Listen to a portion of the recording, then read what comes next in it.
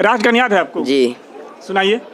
जन गण मन अधिनायक जय है भारत भाग्य विधाता। अभी तो 125 बच्चे हैं। 125 बच्चे आप अकेला ही पढ़ाते हैं, मस्जिद की इमामत करते हैं जी। तो आपको कितना तनख्वाह मिलता है? जी अल्हम्दुलिल्लाह, मैं जो बच्चों को पढ़ाता हूँ ये फी सबीलिल्लाह पढ़ाता हूँ और मस्जिद की तरफ से मुझे 9,000 रुपये तनख्वाह मिल रही है।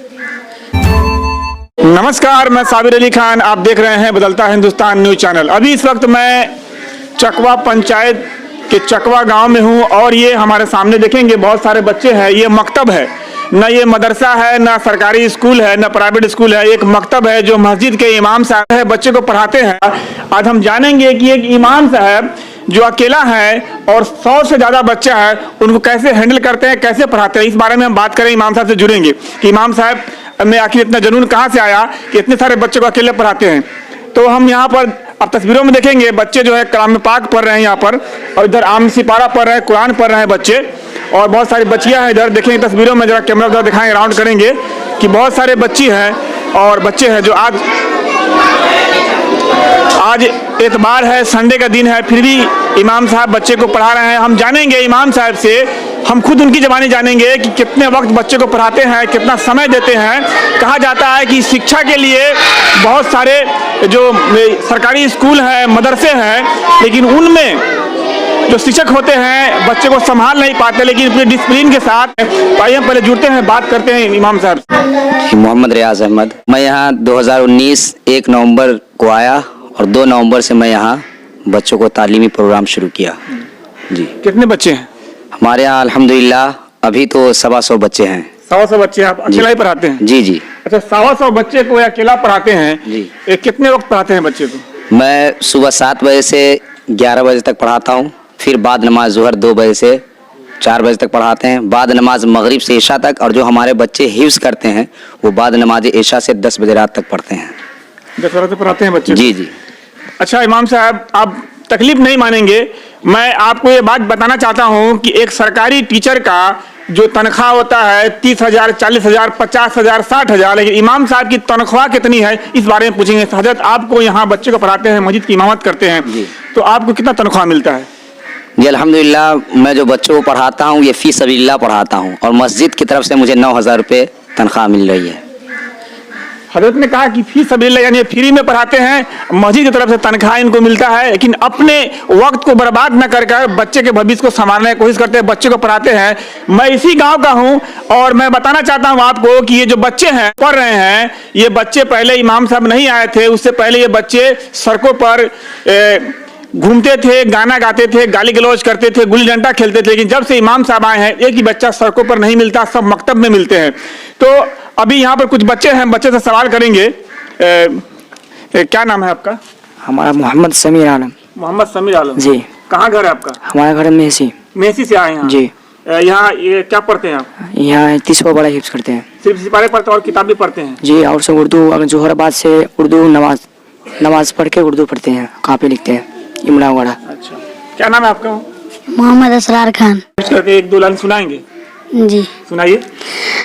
उक़सिमु बिमवाक़िअन नुजूम व इन्नहु लक़समुन लौ तअलमून अज़ीम।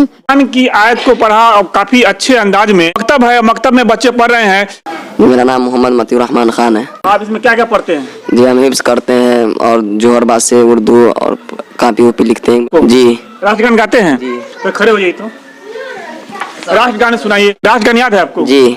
सुनाइए। जन गण मन अधिनायक जय है भारत भाग्य विधाता। पंजाब सिंध गुजरात मराठा द्राविड़ उत्कल बंगा विंध्य हिमाचल यमुना गंगा ऊंचल जलधि तिरंगा। तब शुभ नामे जागे तब शुभ आशीष मांगे। जन गण मंगल धायक जय है, भारत भाग्य विधाता जय है, जय है, जय है, जय जय जय जय है। बहुत अच्छा राष्ट्रगान इन्होंने बहुत काफी अच्छे अंदाज में गाया। तो ये मदरसे के तालिबे इल्म है, मदरसे के बच्चे हैं, मकतब के बच्चे हैं, लेकिन राष्ट्रगान भी पढ़ते, हर तरह की इसमें जो पढ़ाई है, नॉलेज है, बच्चे को दिया जाता है। तो इमाम साहब काफ़ी मेहनती हैं, जो 125 बच्चे को अकेले पढ़ाते हैं। कहा जाता है कि कई सरकारी स्कूलों में देखेंगे, कहा जाता है कि एक टीचर 50 बच्चे को नहीं संभाल पाते, सैलरी बहुत ज़्यादा मिलता है। कोई मीडिया कर्मी जाते हैं तो उनको रोका जाता है, उनको सवालों का जवाब नहीं दिया जाता, लेकिन इमाम साहब बेखौफ सवालों का जवाब भी दे रहे हैं और अपने बच्चे के बारे में बता भी रहे हैं। तो ये होता है सच्चाई। सच्चाई से कभी मुंह नहीं मोड़ना चाहिए, क्योंकि बच्चे को अगर पढ़ाते हैं, दर्स देते हैं, इल्म देते हैं, बच्चे को शिक्षा देते हैं, तो आप डरते क्यों हैं? किसी भी मीडिया कर्मी आए, किसी तरह की कोई जांच आए, उसका फेस करे और बच्चे को पढ़ाए, मेहनत करे। क्योंकि इमाम साहब ने बताया कि 9,000 रुपए के तनख्वाह पर 125 बच्चे को फ्री पढ़ाते हैं, क्योंकि ये मस्जिद के इमाम है, रियाजुद्दीन इनका नाम है, ये मस्जिद के इमाम है, इमामत करते हैं। उसके बाद जो समय बचता है वो अपनी पूरी जो वक्त है, वो अपने पूरे वक्त को, समय को इन बच्चे के इल्म देने में बिता देते हैं। तो ऐसे जो इमाम जो है बहुत ही कम देखने को मिलते हैं। और मैं यहाँ पर आया, मेरे आने का मकसद ये है कि एक इमाम बच्चे को पढ़ाते हैं, एक जुनून है।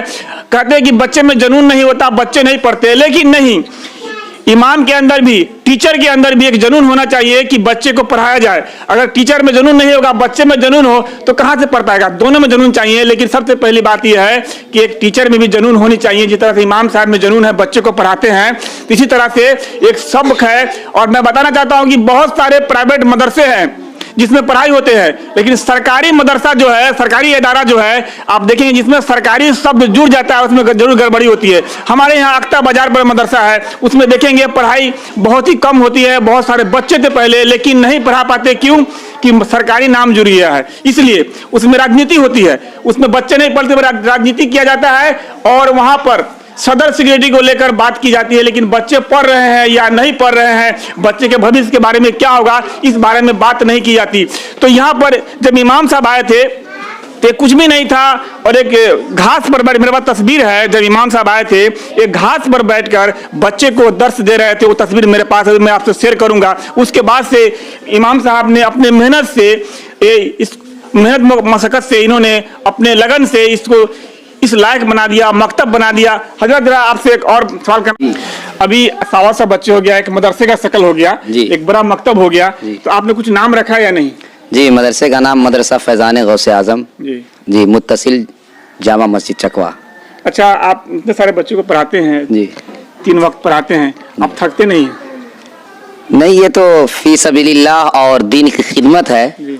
मैं इस नीयत से पढ़ाता हूँ कि मेरा रब और मेरा रसूल राजी हो जाए, बस। अच्छा, आपको हमारे चैनल के माध्यम से जी सब लोग देख रहे हैं, तो आप उन मदरसे में क्या संदेश देना चाहेंगे जिन्हें, नाम तो बहुत बड़े मदरसे के हैं, लेकिन इसमें इल्म नहीं दिया जाता, बच्चे को पढ़ाया नहीं जाता, उन ऐसे इमाम जो है, जो मदरिस हैं, उनको क्या कहना चाहेंगे आप? अब उन मुदर्रिस हजरात से मैं तो कुछ कह नहीं सकता, लेकिन उनके लिए मेरी गुजारिश ये होगी कि जहाँ आपको सरकार तनख्वाह दे रही है या प्राइवेट से गांव वाले आपको तनख्वाह देते हैं, तो वहाँ हत्तल इम्कान कोशिश ये होनी चाहिए कि बच्चों को दीनी तालीम से आरास्ता व पैरास्ता, बेहतर से बेहतर दीनी तालीम दिया जाए।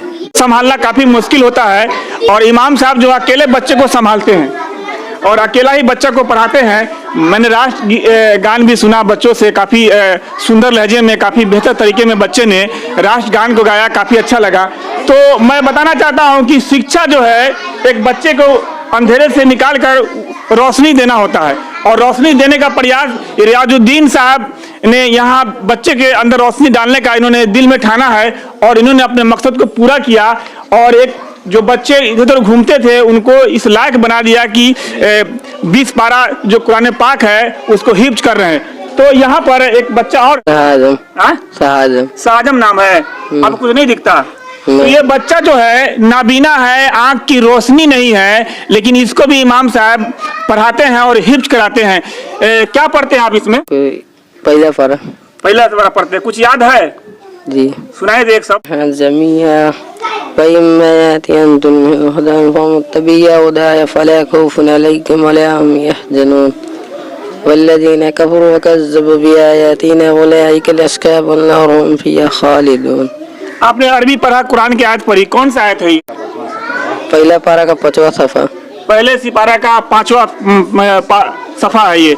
तो देखिए एक नाबीना बच्चा है जिसकी आंखों की रोशनी नहीं है, उनके सीने में भी इमाम साहब ने रोशनी डाल दिया, बल्कि हिफ्ज करा रहे हैं। तो ये बहुत बड़ी बात है कि शिक्षा के लिए एक उन लोगों के लिए, उन टीचरों के लिए एक सबक है जो बच्चे को नहीं शिक्षा दे। यहाँ पर आया हूँ कि इमाम साहब अकेला ही काफ़ी दिनों से 100-125 बच्चे को पढ़ाते हैं, बल्कि 3 वक्त रात में भी पढ़ाते मैंने देखा है। और मैं बताना चाहता हूँ कि अगर इमाम मदरसे का मदरिस स्कूल का टीचर अगर ठान ले कि बच्चे को पढ़ाना है तो कोई बच्चा जाहिल नहीं रहेगा, बल्कि पढ़ लेगा। लगन अपने अंदर भी होनी चाहिए, वही लगन मैंने इमाम साहब के अंदर देखा है।